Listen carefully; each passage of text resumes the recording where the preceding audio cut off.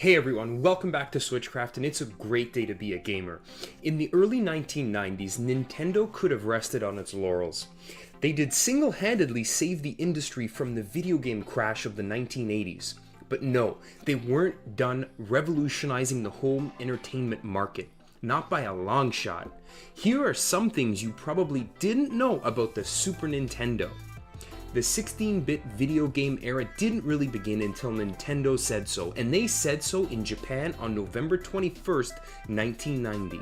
The hype for this system was on a level that no one had seen at the time, in Japan and in North America, and went on to sell almost 50 million units worldwide.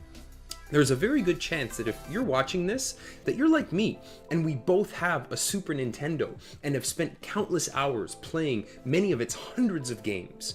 You think you know the system? But did you know this stuff about the system? First, we're going to talk about the design of the system itself, and many are split on its appearance.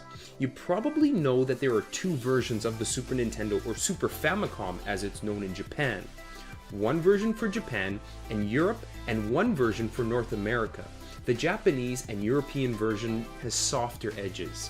Came with a two-tone gray paint job and a controller with 4 colors for buttons.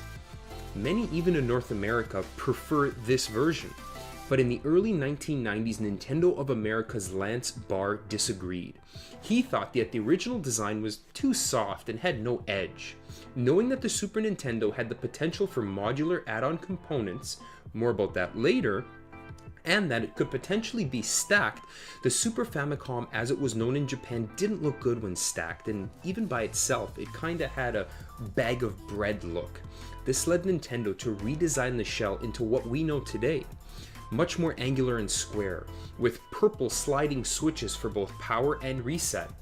I might be in the minority here, but I do kinda prefer the North American version. Let me know which camp you're in the comments below. Remember those add-on components I just mentioned? You may have asked yourself, wait, what add-on components? Well, if you've ever explored the guts of your Super Nintendo, you may have noticed a little clip cover on the bottom. Remove it and voila. There appears to be an expansion port of some kind. That's not even the best part. In Japan only, this expansion port was used for docking the console on the Satellaview satellite modem, released in 1995.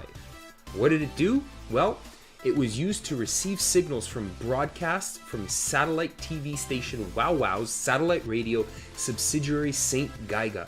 During a fixed time slot known as the Super Famicom Hour, during the hour, scrambled data was broadcast via radio waves to units to be unscrambled, and boom, you had the ability to play games and view magazines.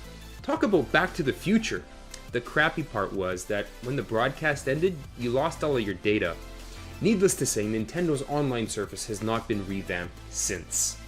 Okay, that was one that, unless you're watching this in Japan and were in Japan in the 90s, you probably didn't know about.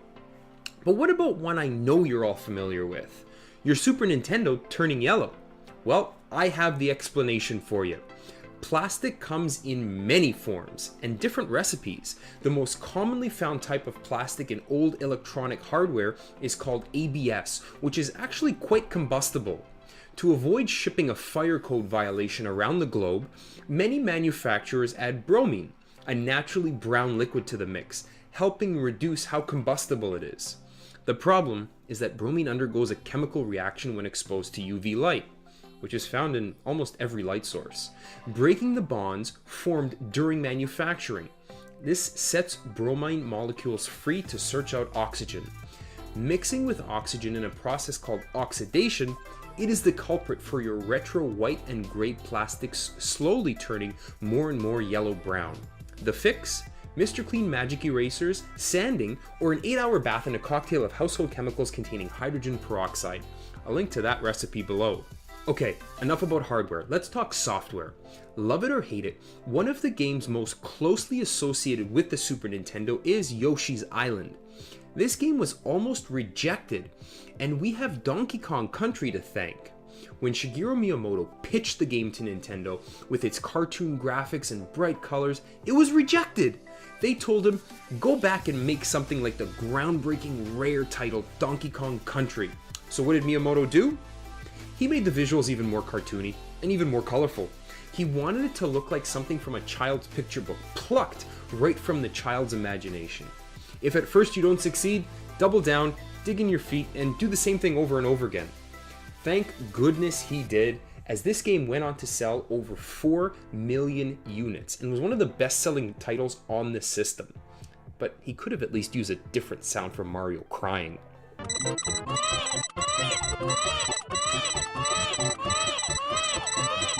For the last cool thing you may not have known about the Super Nintendo, we're going to go back to the beginning. The release date, to be exact. I started by telling you how crazy the hype was for the console when it launched. It was so crazy, in fact, that Japan basically shut down on the day it was released. This caused such a stir that the Japanese government formally requested major product launches to be done on weekends. And to this day, Nintendo upholds its international releases on Fridays instead of Tuesdays like the majority of other new video games and home video releases. And this blows my mind. You have a product that is so popular that you have the government asking you to alter the release dates so that the country can continue with business as usual and avoid the interruption. I'd be very curious what school attendance records said on the day that the Super Nintendo was released. Well, there you have it. 5 things you may or may not have known about the Super Nintendo. How did you do? Was something here something you found out for the first time?